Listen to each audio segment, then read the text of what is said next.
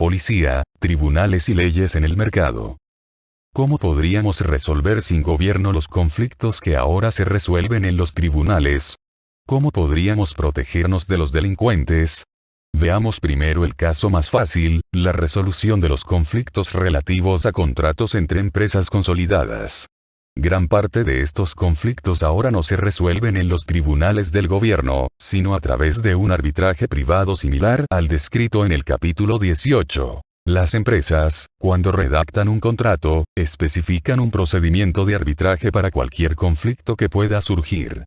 De este modo evitan los gastos y las demoras en los tribunales. El árbitro no tiene autoridad policial. Su función es proponer soluciones, no imponerlas. Actualmente, las soluciones arbitradas suelen llevarse a los tribunales del gobierno para obligar a su ejecución, pero esto es un desarrollo reciente. Históricamente, la empresa las ejecutaba voluntariamente para conservar su reputación. Después de negarse a aceptar la decisión de un árbitro, es difícil convencer a otros de que firmen un contrato que prevea el arbitraje. Nadie quiere jugar a si sale cara tú ganas, si sale cruz yo pierdo. Los acuerdos de arbitraje ya están muy extendidos. A medida que los tribunales se deterioran, el arbitraje se generaliza. Sin embargo, solo es válido para la resolución de conflictos cuando existe un contrato previo que lo estipule. El arbitraje por sí mismo no es una solución para alguien a quien un conductor negligente le ha abollado el coche, y menos aún para una víctima de robo. En ambos casos, es poco probable que el demandante y el demandado, que tienen diferentes intereses y ningún acuerdo previo, encuentren un árbitro que satisfaga a ambos. De hecho, el demandado no tiene ningún motivo para aceptar un arbitraje, ya que solo podría perder, lo que nos lleva al problema de prevenir la coacción. La protección contra la coacción es un bien económico. Actualmente se vende en diversas formas. Vigilantes de seguridad, cerraduras, alarmas antirrobo. A medida que la eficacia de la policía del gobierno disminuye, estos mercados sustitutos de la policía, así como los mercados sustitutos de los tribunales, ganan popularidad. Supongamos entonces que en algún momento futuro no hubiera policía del gobierno, sino empresas privadas de seguridad. Estas empresas venderían el servicio de proteger a sus clientes contra el crimen. Puede que hasta garantizasen a sus clientes un seguro contra las pérdidas resultantes de actos delictivos. ¿Cómo podrían proteger estas empresas de seguridad? Eso sería una decisión económica que dependería del coste y la eficacia de las distintas alternativas. Por un lado, podrían limitarse a la protección pasiva, instalando sofisticadas cerraduras y alarmas. O podrían no tomar ningún tipo de medida preventiva y dedicar todos sus esfuerzos a capturar a los delincuentes que hubieran atentado contra sus clientes. Podrían tener patrullas de a pie o coches patrulla, como la actual policía del gobierno, o podrían confiar la vigilancia a sustitutos electrónicos. En cualquier caso, estarían vendiendo un servicio a sus clientes y tendrían un fuerte incentivo para proporcionar la máxima calidad de servicio posible al menor coste. Es de suponer que la calidad del servicio sería mejor y los costes más bajos que con el actual sistema de seguridad del gobierno. Inevitablemente surgirían conflictos entre distintas empresas de seguridad. ¿Cómo podrían solucionarse? Una noche, vuelvo a casa y me encuentro con que me han robado el televisor. Llamo inmediatamente a mi empresa de seguridad, Tanahelp Incorporated, para informar del robo. Ellos mandan a un agente, que comprueba la cámara de seguridad que Tanahelp, como parte de sus servicios, instaló en mi salón y descubre una imagen de un tal, digamos, Joe Bock, marchándose con mi televisor. El agente de Tanahelp se pone en contacto con Joe, le informa de que Tanahelp tiene motivos para creer que está en posesión de mi televisor y le sugiere que la devuelva, y que además pague 10 euros por el tiempo y el esfuerzo que Tanahelp ha dedicado a localizarle. Joe contesta que jamás ha visto mi televisor y le dice al agente de Tanahelp que se vaya a tomar viento. El agente señala que, hasta que Tanahelp esté convencido de que se trata de un error, debe actuar basándose en el supuesto de que el televisor me pertenece. 6 empleados de Tanahelp, todos ellos grandes y fuertes, se presentarán en su casa a la mañana siguiente para recuperar el televisor.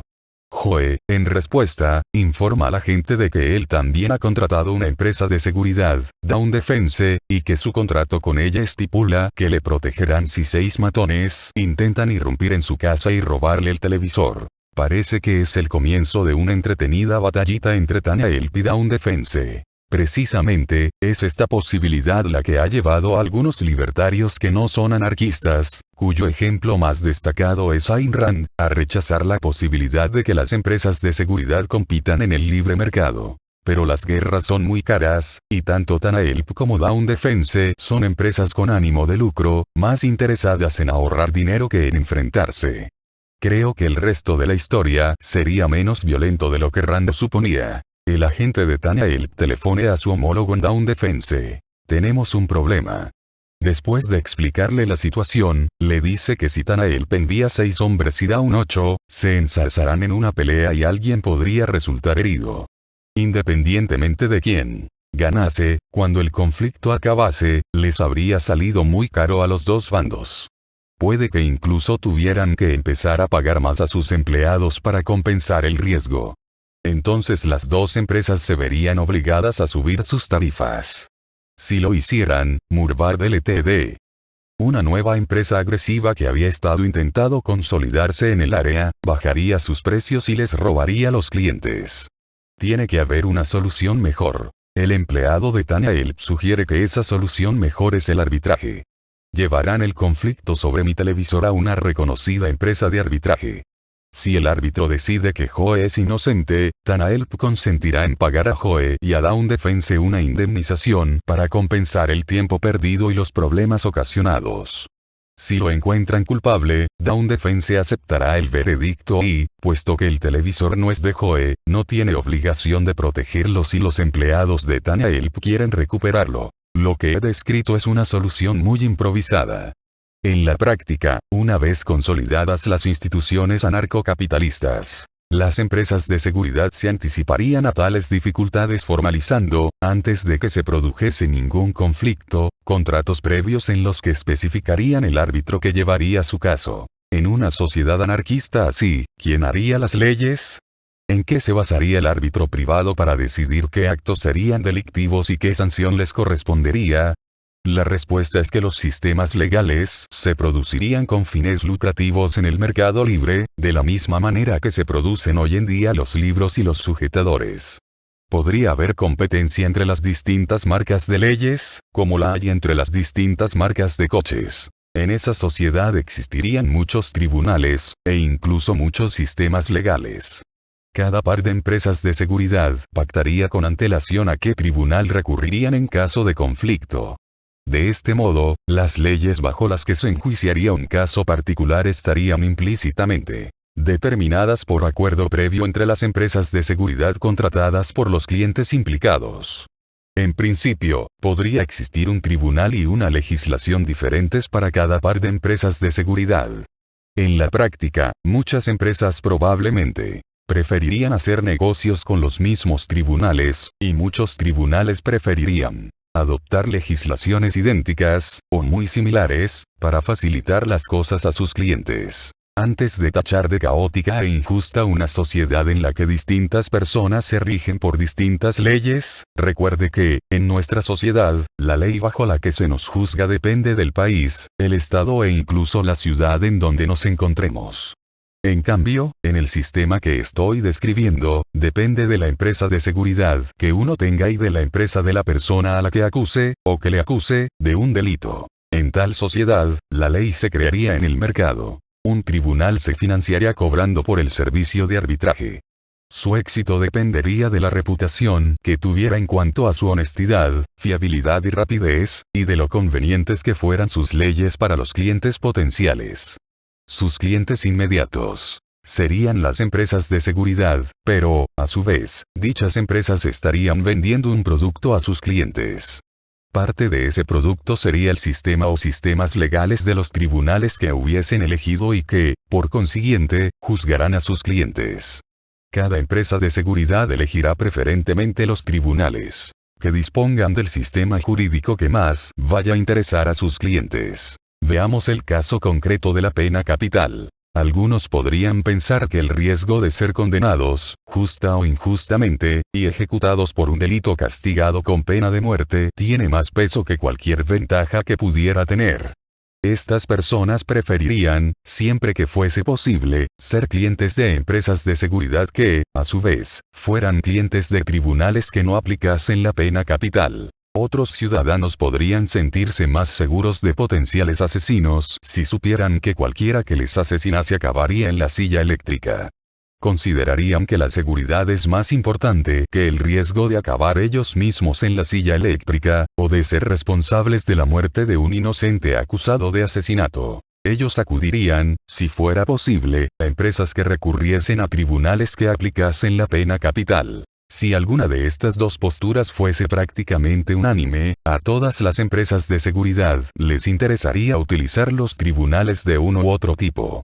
En cambio, si unas personas prefiriesen una opción y otras la opuesta, y otorgasen a esa preferencia la suficiente importancia como para que ésta influyese en su elección de una empresa de seguridad, a algunas empresas les interesaría adoptar una política que garantizase, cuando fuera posible, el uso de tribunales que no reconociesen la pena capital, atrayendo a los clientes que se opusiesen a la pena máxima, y otras empresas harían lo contrario. Los conflictos entre dos empresas contrarias a la pena capital se llevarían, por supuesto, ante un tribunal contrario a aplicarla, y los conflictos entre dos empresas a favor de la pena capital se dirigirían a tribunales que también estuviesen a favor.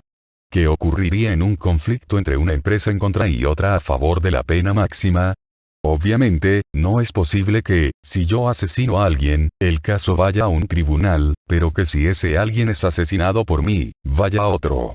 No es posible que todos consigamos exactamente la ley que queremos. Cada uno podemos reflejar nuestras preferencias al negociar con nuestras respectivas empresas de seguridad.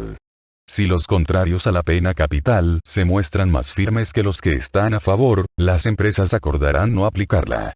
A cambio, las empresas que deseen la pena capital obtendrán algo en compensación. Puede que acuerden no pagar los costes de los tribunales o, quizás, que otros asuntos en discordia se traten a su modo. Todos podemos imaginar que el proceso de negociación ideal, para este u otro conflicto, sería de la siguiente manera. Dos empresas negocian si recurren a un tribunal a favor o en contra de la pena capital.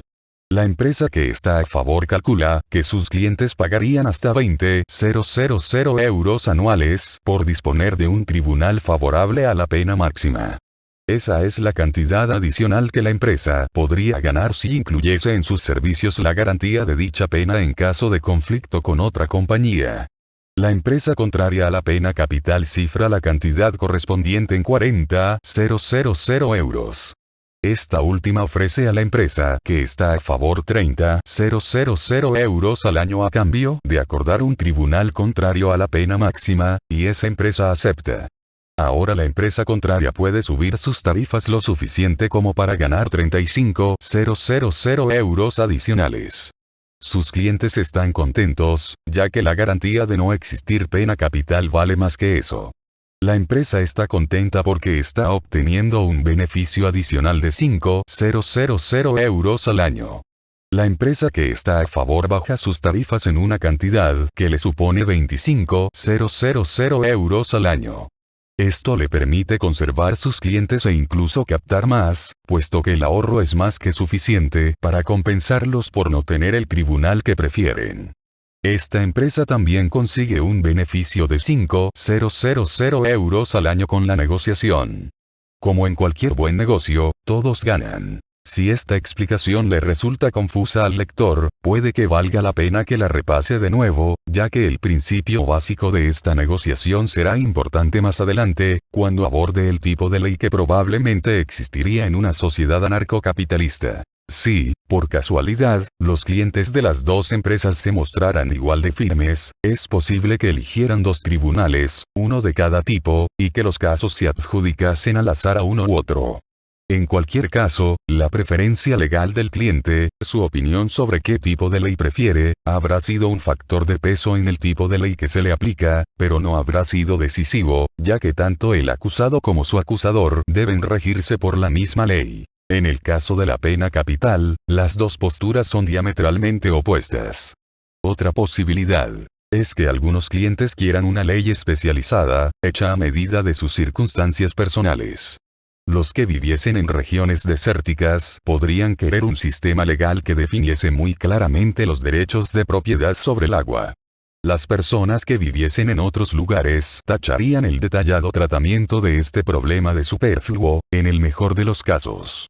En el peor, podría dar lugar a interminables pleitos por daños y perjuicios.